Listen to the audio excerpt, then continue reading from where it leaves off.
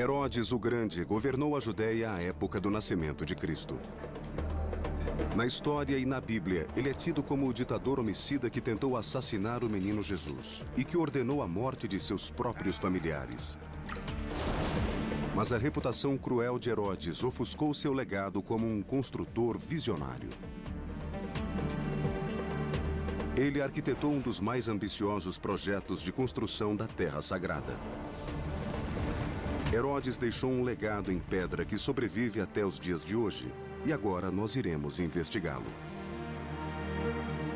De Massada, onde uma fortaleza desafia a gravidade pendendo de um rochedo íngreme, a Cesareia, onde Herodes construiu o primeiro porto artificial do mundo.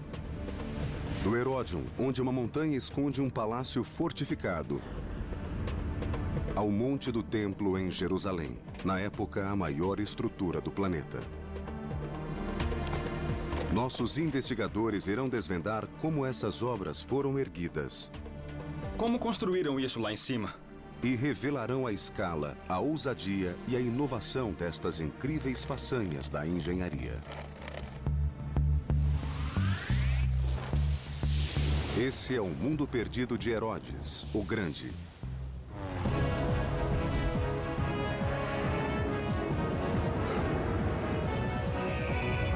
Mundos Perdidos. Herodes, o Grande. Esse deserto seco e quente é o local mais desolado de Israel. Há 2000 anos, em 37 a.C., essa terra se chamava Judéia e era governada pelo rei Herodes.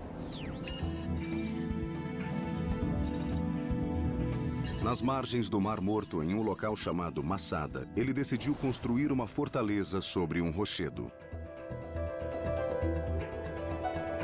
As muralhas da fortaleza ainda existem e nossos investigadores irão explorá-las. Ori Soltes é um arqueólogo da Universidade de Georgetown, em Washington. Ele é um especialista na história da Terra Sagrada. Ori pretende entender melhor o legado de Herodes a partir das ruínas do rochedo. Agora vamos descer por essa passagem. Certo. E entrar no Caudário. E podemos ver bem o que é isso abaixo do piso. Mark Talesnik é um engenheiro geotécnico da Universidade de Haifa, no norte de Israel. Ele pretende descobrir como os construtores da fortaleza conseguiram trabalhar nesse local, o que seria difícil mesmo com a tecnologia de hoje. A fortaleza está situada em um platô 457 metros acima da planície. E Mark logo percebe que os engenheiros de Herodes conviviam com o risco de uma queda fatal. A rocha é cheia de fendas. Em qualquer lugar que olhamos, vemos rachaduras na pedra. Era preciso ter cuidado. Vejam só esses 4 grandes parafusos. Eles penetram de 15 a 20 metros na montanha. Gostaria de saber se os engenheiros de Herodes pensaram nessa questão. Herodes não se preocupava com a segurança dos trabalhadores. Seu único interesse era a transformação desse local, que não seria apenas um palácio, mas um refúgio. Ele precisava de proteção, pois não estava seguro no poder. Herodes não havia herdado a coroa nem pertencia à família real judia. Ele subiu ao poder usando violência e habilidade política. Ele se tornou rei graças ao apoio de Roma, a superpotência da antiguidade, mas era mal visto pela nobreza e pelo povo judeu. Herodes era um rei imposto por uma potência estrangeira e não podia confiar em ninguém.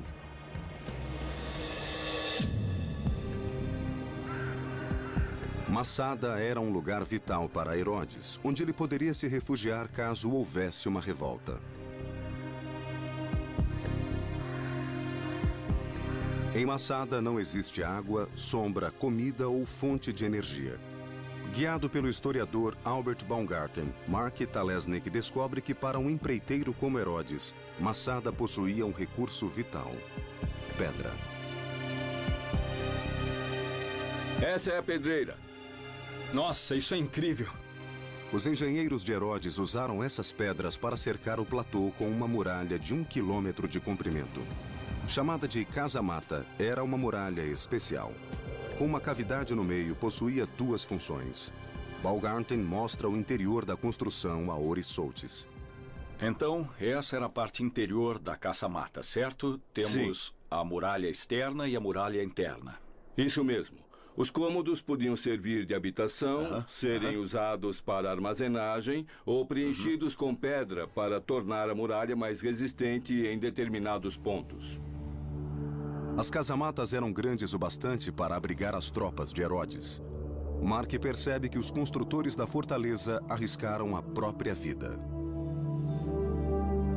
Olhando daqui é realmente difícil de ver, mas eu acredito que não havia qualquer tipo de fundação. É incrível como a construção está próxima da beira do penhasco. Pequenas lascas ajudam a prender as grandes pedras.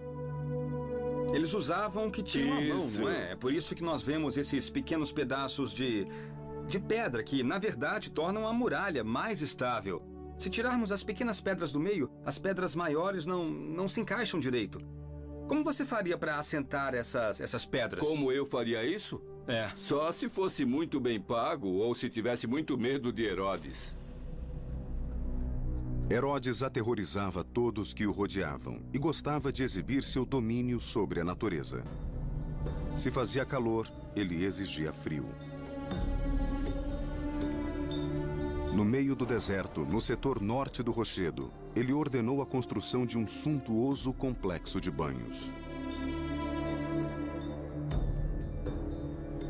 Então, era aqui que deixaríamos nossas roupas. Depois entraríamos nessa sala que era...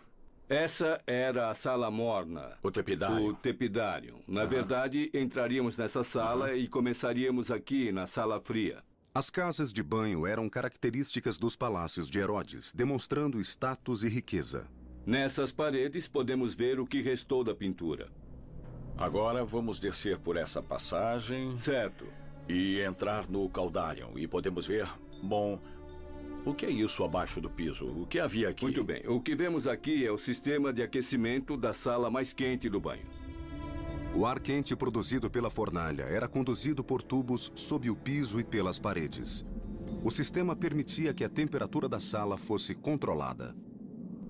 Então isso é genial. Temos as pedras e o material que segura os ladrilhos. Em cima disso temos ladrilhos, gesso e pinturas. Isso temos mesmo. Uma série de camadas. Bom, essa é uma edificação que foi projetada e construída com muito cuidado. Isso nos traz uma questão. Sim.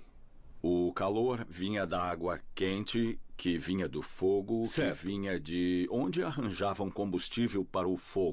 Traziam a madeira de qualquer lugar onde houvesse madeira para que houvesse fogo para aquecer a água. Então dinheiro não era problema. Dinheiro não era problema. Trazia madeira de onde quer que fosse. O trabalho escravo era a solução para outro problema: a falta de água.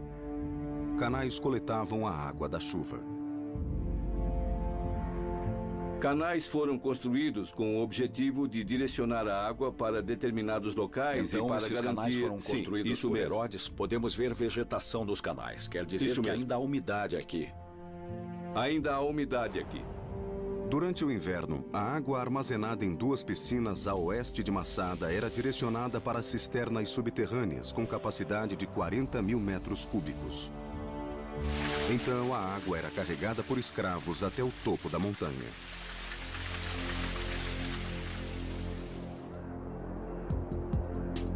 Situado 305 metros acima da planície, o Palácio Suspenso de Herodes era uma ousada obra de engenharia.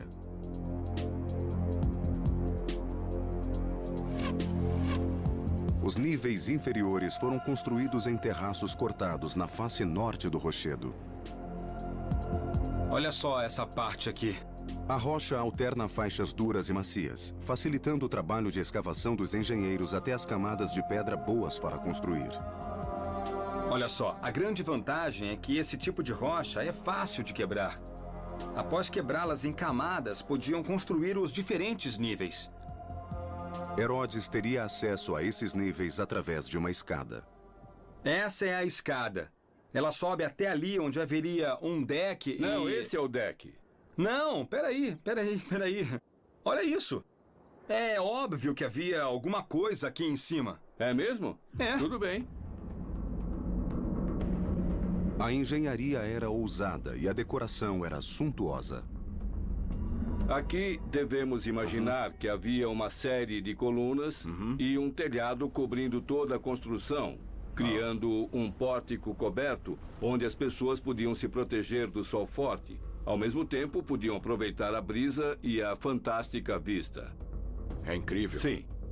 Era o mínimo para o homem mais rico do Oriente. Com certeza. Masada, a fortaleza do rei Herodes, era uma maravilha da engenharia. Ele transformara uma rocha inabitável em um oásis.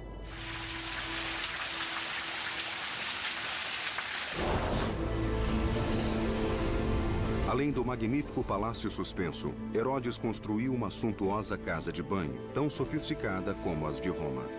E fez tudo isso no meio do deserto.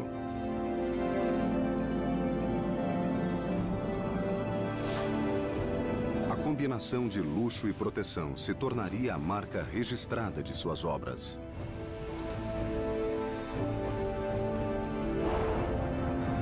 Masada foi apenas o começo.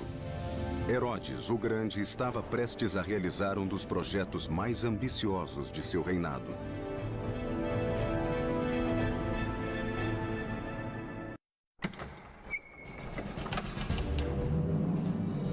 Herodes, o Grande, governou a Judéia como um ditador.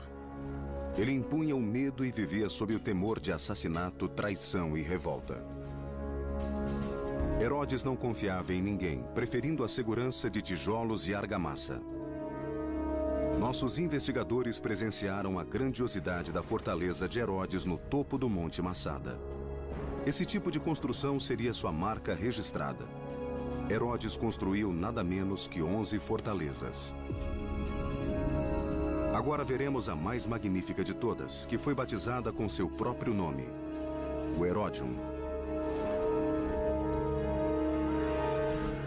Herodes começou a construí-la no início de seu reinado e levou 3 décadas para finalizá-la. À primeira vista, o local parece ser apenas um vulcão. Mas as aparências enganam.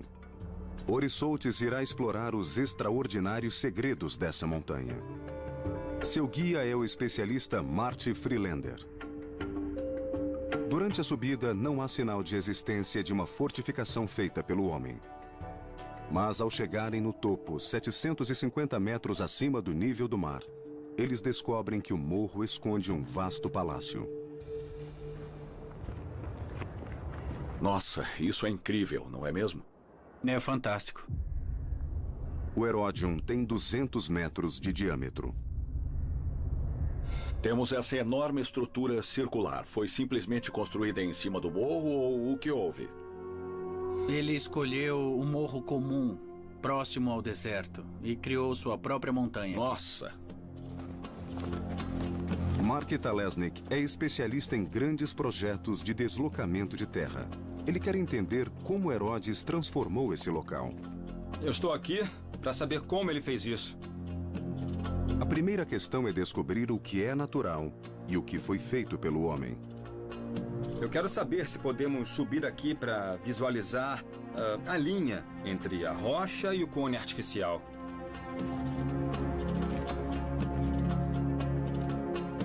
Eu acho que esse aqui é o local. Foi nesse terraço que os engenheiros começaram a construção. Eles subiram até aqui e construíram daqui para cima. Muito bem, vamos lá. Mas como isso foi feito? Como Herodes construiu uma montanha em cima do morro? Primeiro, ele ordenou que escavassem aquele morro próximo. Dá uma olhada, veja como o topo é plano. Aquele morro devia ser do mesmo tamanho desse morro aqui. Ele retirou rocha e terra dali e trouxe para o topo dessa montanha. O ego de Herodes era a força motriz do projeto. Ele queria que seu palácio fosse a estrutura mais alta e imponente do deserto. Vamos subir mais um pouco, até o topo. O declive íngreme tinha um propósito de defesa. Seria impossível levar uma arma de cerco até o topo. Tá cada vez mais íngreme. Subimos uns 20 metros. Vamos tentar medir a inclinação aqui. Muito bem, cadê a bolha? Pronto. Mais ou menos 45 graus. Está cada vez mais difícil de subir, da mesma forma que deveria ser no passado. Do topo, 120 metros maior que os morros vizinhos, Herodes tinha uma visão clara de Jerusalém, a 25 quilômetros de distância. E as pessoas em Jerusalém também poderiam vê-lo. A aparência de vulcão foi produzida empilhando terra sobre as paredes externas, que ganharam resistência graças ao formato circular. Uma segunda muralha contorna a primeira. Era aqui que os guardas patrulhavam, marchando ao redor da fortaleza. Era. Estamos andando entre as duas muralhas? 4 torres marcavam os pontos cardeais. A torre leste era 3 andares mais alta. Era onde ficavam os aposentos de Herodes. Essa é a parte central. Ela tem várias funções, além de ter uma ótima visão. Também é muito fresco lá em cima. Se Herodes quisesse fugir do calor, lá em cima ele teria uma sala com vista e um lugar para se refrescar. Esse era o único local ventilado. Isso mesmo. Ori encontra a passagem que formava a entrada particular de Herodes no palácio e que dava acesso a um jardim interno. Esqueça essas pedras. Esse era o topo de uma escada de 200 degraus. Nossa. Ele entrava por aqui e chegava em grande estilo. Aqui tudo era diferente. Havia plantas e gesso, havia estuque e afrescos. Belos jardins. Os aposentos ficavam aqui. Nesses 2 andares encontrava-se todo o tipo de extravagância. Havia um elaborado complexo de banhos, marca registrada de suas residências. Havia uma sala fria, uma sala morna, uma sauna, um banho turco e uma piscina de imersão. O design dessa sala é notável. Essa era a sala morna, o tepidário. Mas o aspecto mais fascinante está lá em cima, no topo. Está olhando para o primeiro teto em abóbada do mundo ocidental construído por Herodes. Essa é outra prova de que Herodes era um visionário. Ele foi o primeiro a fazer isso e construir uma espécie de céu em miniatura. Ele teve essa ideia que ninguém havia pensado antes. Herodes foi o primeiro. E o topo era aberto. É um óculo, certo? Exatamente. Hoje está fechado, mas era aberto para que a luz entrasse. É. Muito bonito. E toda a superfície devia ser coberta de afrescos. Todas as imagens. Geishas, sereias. Era uma abóbada do prazer. Essa pode ser a primeira sala em abóbada já construída. É uma prova da ambição e ousadia que Herodes exigia de seus construtores. Mark Talesnik analisa as pedras para entender como essa grande revolução da engenharia foi realizada. Ótimo, ótimo, é incrível. O formato das pedras alinhadas até o topo do óculos é muito interessante, porque tinham que aguentar a compressão em 2 direções. As estruturas de pedra são erguidas graças à compressão, a força de um bloco sobre o outro. No arco, isso ocorre em 2 dimensões. Mas na abóbada, a compressão é exercida sobre todas as pedras, em todas as direções. Seria interessante saber como eles construíram isso. Os romanos usavam formas para construir arcos. Imagino se faziam abóbadas do mesmo jeito. Também podiam usar areia. Podiam fazer uma pilha de areia, colocar as pedras em cima e depois remover a areia. Interessante, isso é fantástico. Para garantir o fornecimento de água, Herodes ordenou a escavação de enormes cisternas. Onde estamos entrando? Bom, estamos entrando na antiga cisterna. Ao longo do ano havia fortes chuvas e a água era armazenada nessa cisterna aqui. Imagino que alguns guardas ficavam aqui embaixo sem ver a luz do sol. Exato. Desculpem, rapazes, mas não era fácil ser um soldado romano. Agora podemos entender a genialidade de Herodes. Se olhar bem, pode ver que há uma linha de água mostrando até onde a cisterna era cheia.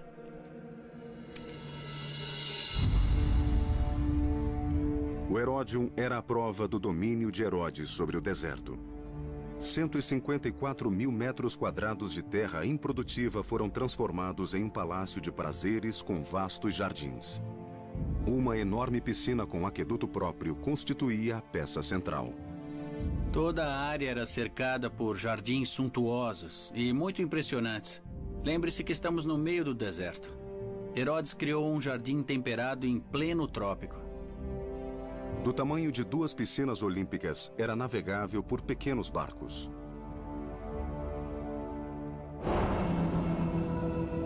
A construção no meio do deserto, parte oásis, parte fortaleza, mostra a visão de mundo de Herodes.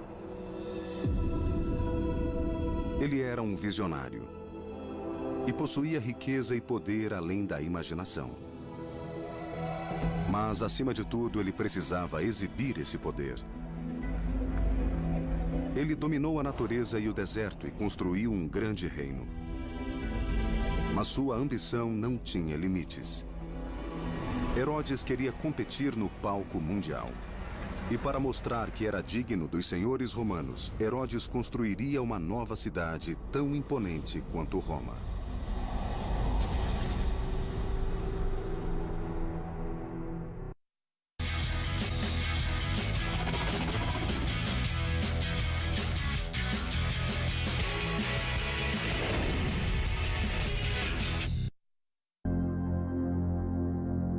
As realizações de Herodes o Grande foram ofuscadas por sua reputação como ditador cruel.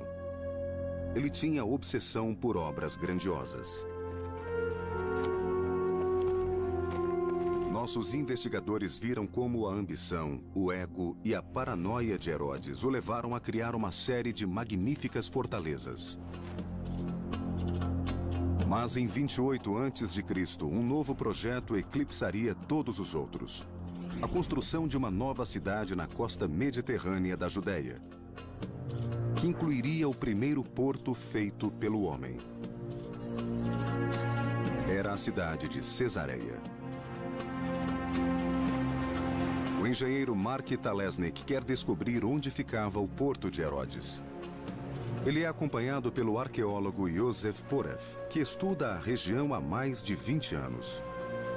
O quebra-mar original ficava... O quebra-mar original ficava ali. Era um grande porto com 450 metros de comprimento. Para visualizar a extensão do antigo, é preciso sair para o mar. Estamos agora no local onde ficava a abertura do quebra-mar do porto.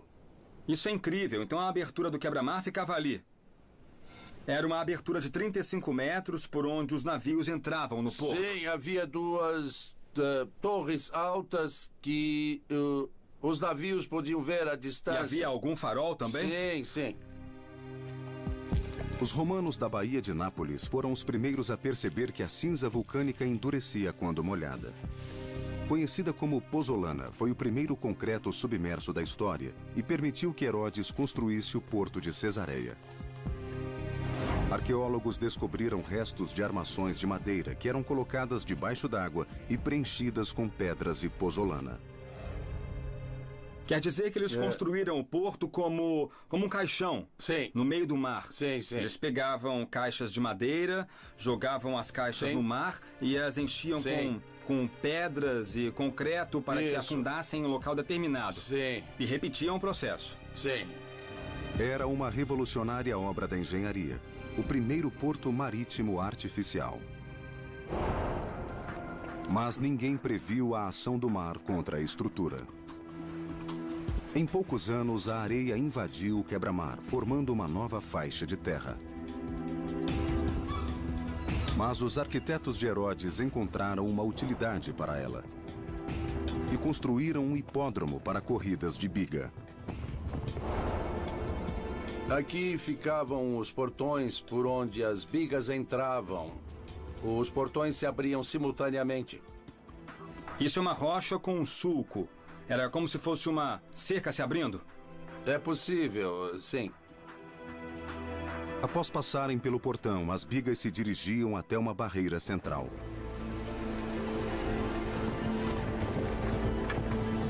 Dali em diante, a corrida consistia de um vale-tudo ao redor de vários circuitos.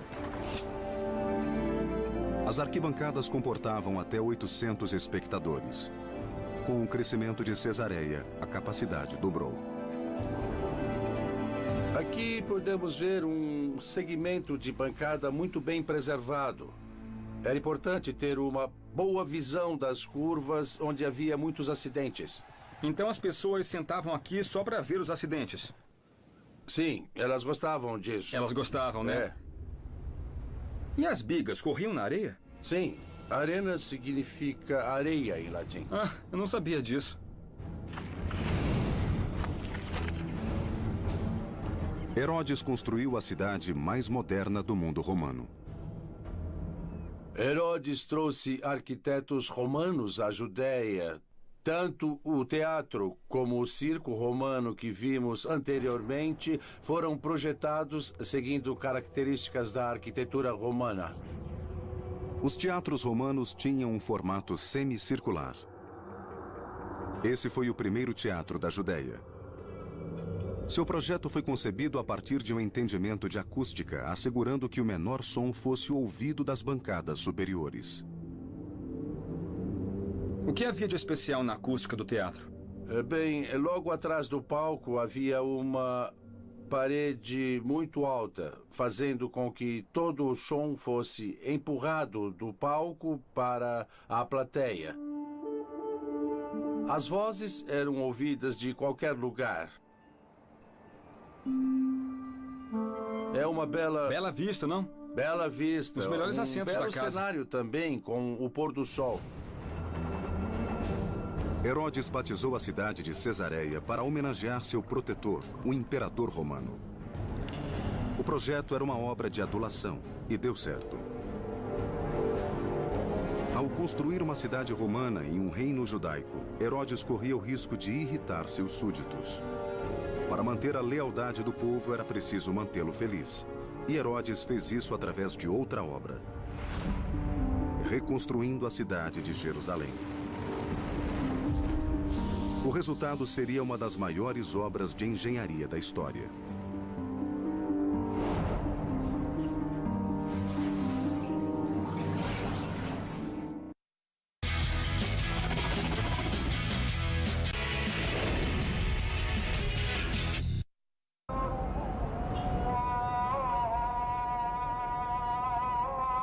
Jerusalém, capital da Terra Sagrada. Em busca do mundo perdido do rei Herodes, nossos investigadores visitam o local onde ele causaria maior impacto. Herodes era violento e cruel, mas também muito inteligente. Ele sabia que um povo feliz seria mais fácil de ser governado. Herodes fornecia comida, entretenimento e, o mais importante, água.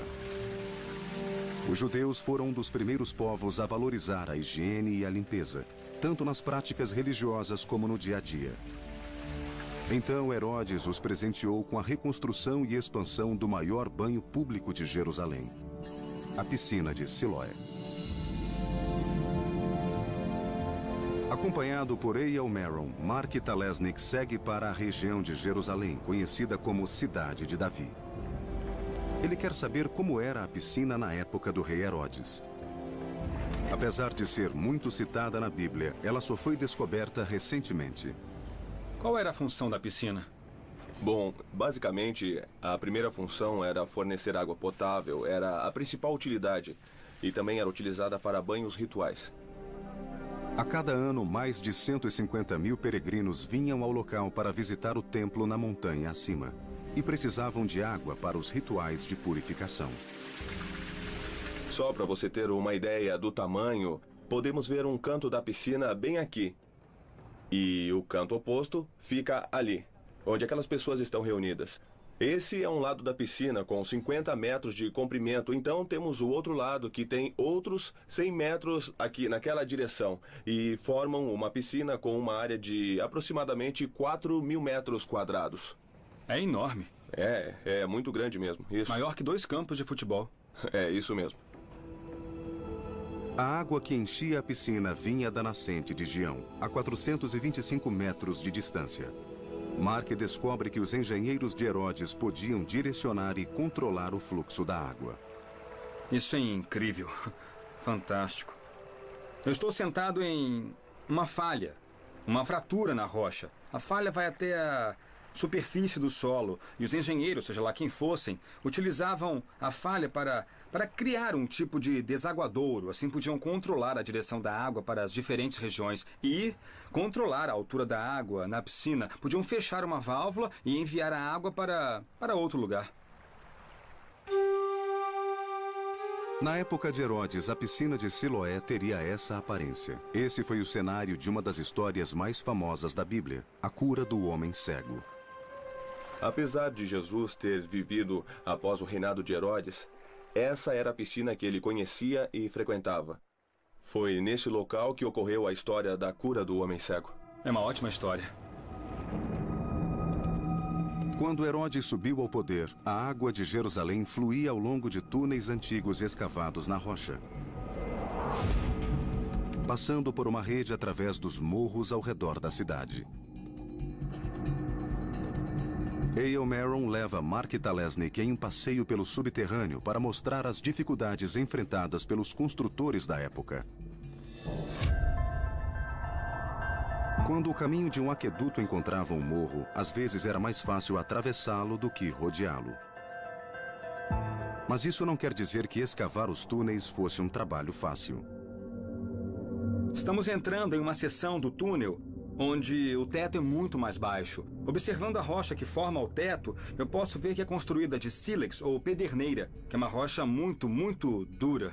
E o que isso significa? É muito mais dura do que a rocha ao redor, que é a arenito. Eu imagino que eles se cansaram de cavar ali em cima e desceram para cá. Mesmo hoje, construtores teriam dificuldade em trabalhar com esse material. Herodes continuou renovando a rede de fornecimento de água de Jerusalém. Seus engenheiros construíram um novo aqueduto para carregar água potável das piscinas de Salomão, perto de Belém. Era conhecido como o Aqueduto Superior. Hoje, pouco resta de sua estrutura.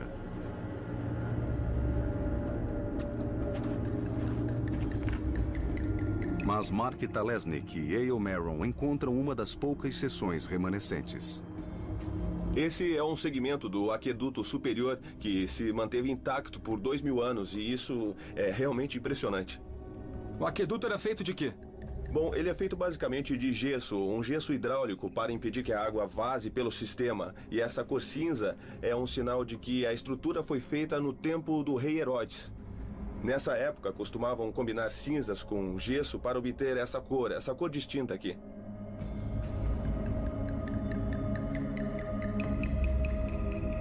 Eu sempre quis ser um trabalhador municipal. Vamos ver. A inclinação de um aqueduto romano pode ser pequena. Essa seção parece totalmente plana e Mark quer descobrir se ela tem algum declive. Vamos colocar mais água para ver se descobrimos a direção do fluxo. Não temos água suficiente. Não, temos sim. Ali, ó, temos um fluxo ali, correndo bem ali. Tem sim, tem um fluxo bem suave nessa direção. É isso aí. É isso aí. Muito bom. Sorte dos engenheiros de Herodes. O aqueduto superior de Herodes tinha uma inclinação de apenas 16 metros ao longo de 14 quilômetros de extensão. Se houvesse água o bastante no cano, o fluxo iria para a direção mais baixa. De cima para baixo. É assim que a física funciona. Exato. O aqueduto mais bem preservado de Israel foi construído para abastecer a cidade de Cesareia, construída por Herodes. O arqueólogo Yosef Poref leva Mark Talesnik até a fonte de água. As nascentes de Monte Carmelo, que ficam a 8 quilômetros de distância. A que altura estamos? Estamos a 50... 50 metros acima do mar. Sim, a fonte está aqui. Veja, pode ver a água correndo. Daqui a água era direcionada por canais cobertos. Veja a construção original. Aqui em cima você pode ver o teto triangular que protegia a água de contaminação pois ela era utilizada para beber. Sei. A água enchia essa piscina de armazenamento antes de ser direcionada ao vale para a cidade de Cesareia. Nos últimos 8 quilômetros, um aqueduto elevado carregava água ao longo da costa até a cidade. Era o canal de transporte mais bem construído do país. Mas o projeto arquitetônico mais ambicioso de Herodes ainda estava por vir. Era uma construção em uma escala jamais vista que marcaria Jerusalém até os dias de hoje.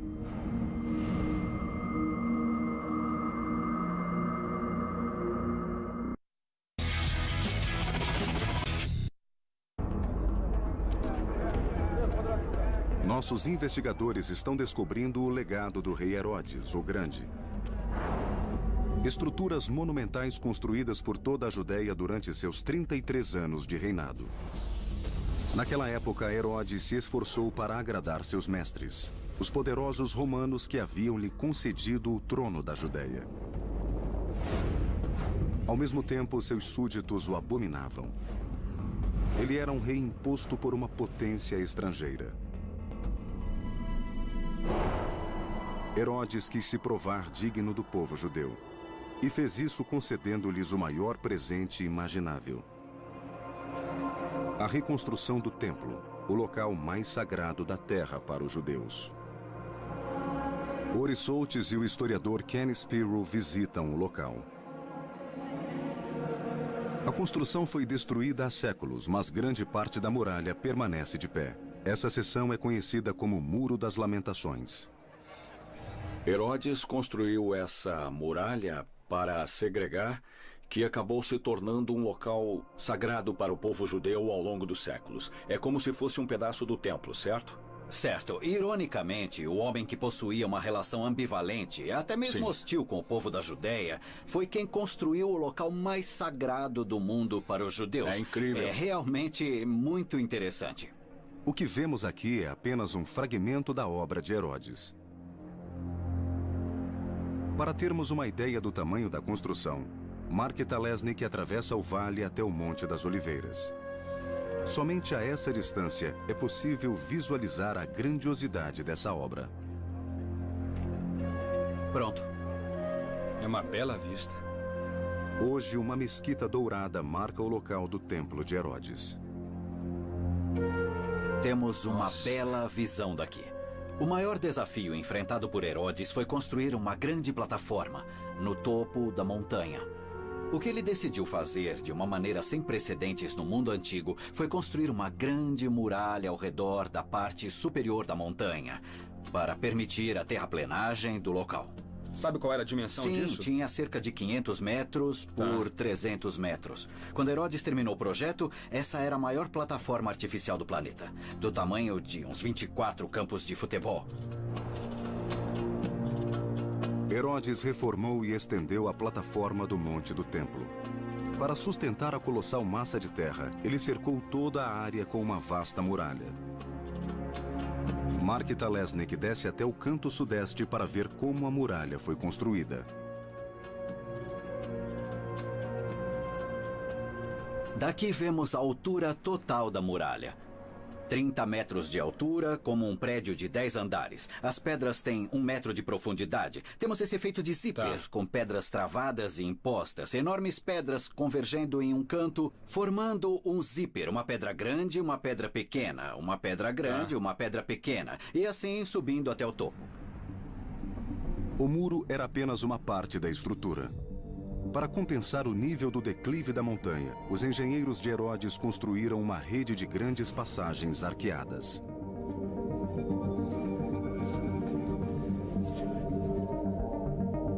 Mark Talesnik e Ken Spiro seguem um túnel embaixo do Muro das Lamentações.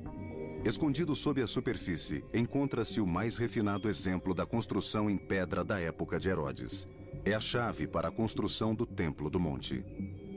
Se observar as pedras, verá que estão intactas. Veja, quase não há falhas. Parece que acabaram de ser colocadas aqui. Podemos até ver as marcas de cinzel, feitas há 2000 anos pelos pedreiros de Herodes. É uma beleza. Não há sinal de erosão. A junção é perfeita, não há nenhum espaço entre as pedras. Perfeitamente cortadas e assentadas. Olha só isso, magnífico. Parece que foram colocadas ontem. Algumas pedras utilizadas na construção do Muro de Herodes são gigantescas.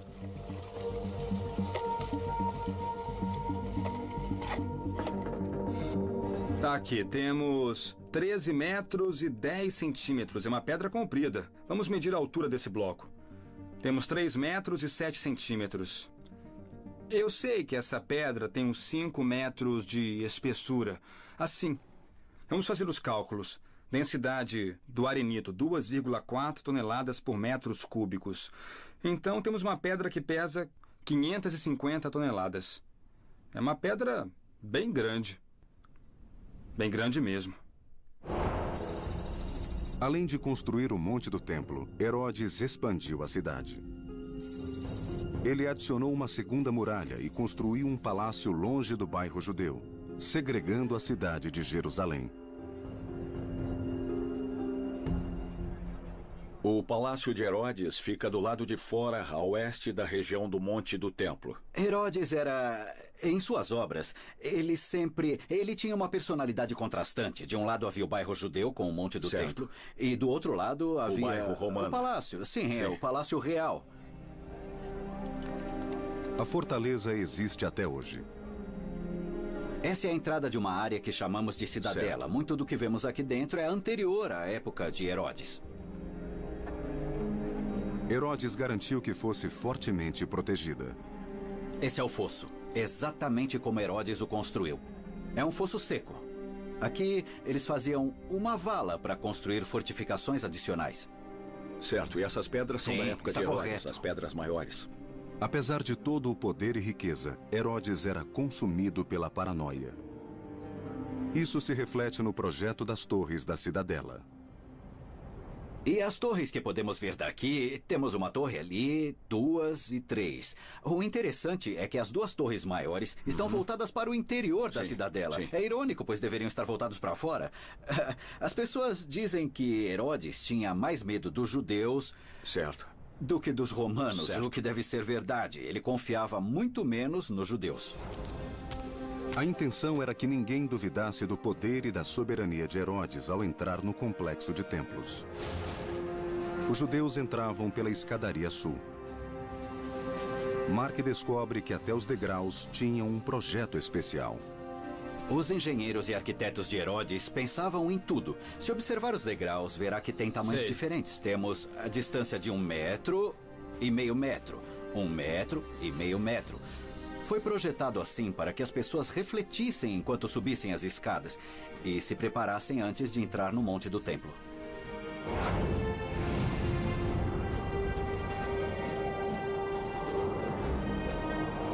O primeiro templo foi construído pelo rei Salomão, e Herodes tinha a intenção de ofuscá-lo.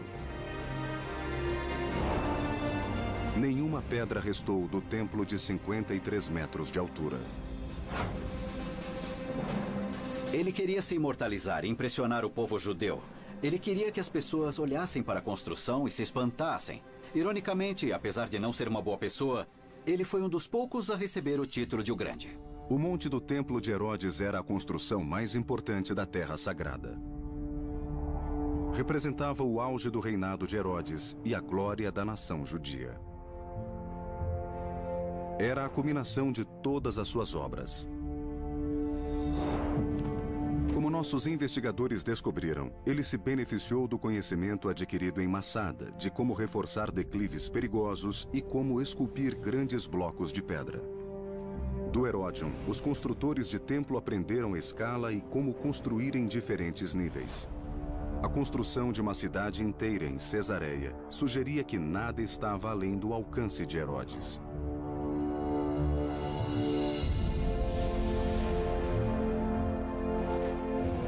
E o Monte do Templo foi a prova final. O rei Herodes sempre será lembrado como um vilão. Cruel, determinado e egocêntrico. Entretanto, foi esse homem com essas características que produziu algumas das mais extraordinárias façanhas da engenharia.